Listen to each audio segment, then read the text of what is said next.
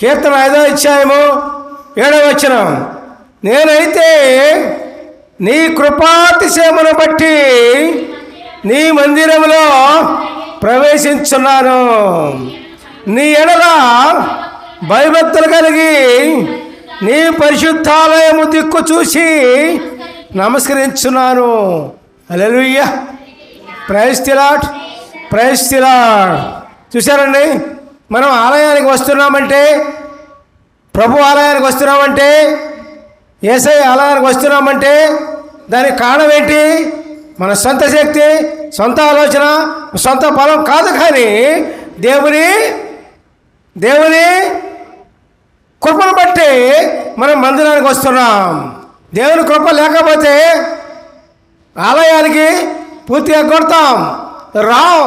ఏదో పని ఉంది, ఏదో విందు ఉంది, ఏదో వివాహం ఉంది, ఏదో కార్యం ఉంది, ఆ కార్యాలకు ఎగబడిపోతాం, కానీ మందిరానికి రావు.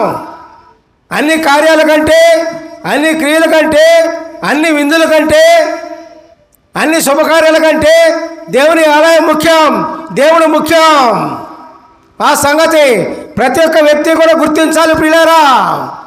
ఆ సంగతి గుర్తించకపోతే దేవుని కృప మీ మీద ఉండదు ప్రియులారా.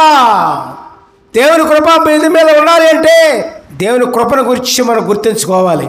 దేవునికి స్తోత్రం, hallelujah, praise the lord, praise the lord.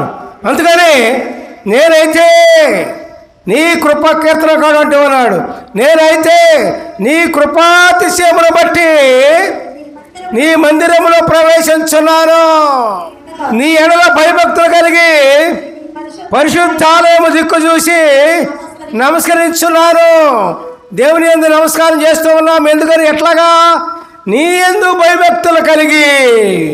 ఎట్లా ఉండాలి మనం? దేవుని యందు భయభక్తులు కలిగి మనం దేవునికి నమస్కరించాలి. ఆ నమస్కారం ఫలిస్తుంది, దేవుని దగ్గరికి వెళ్ళిపోతుంది.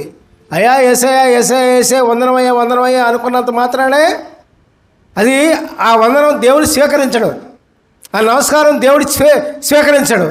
ఎప్పుడు స్వీకరిస్తాడు?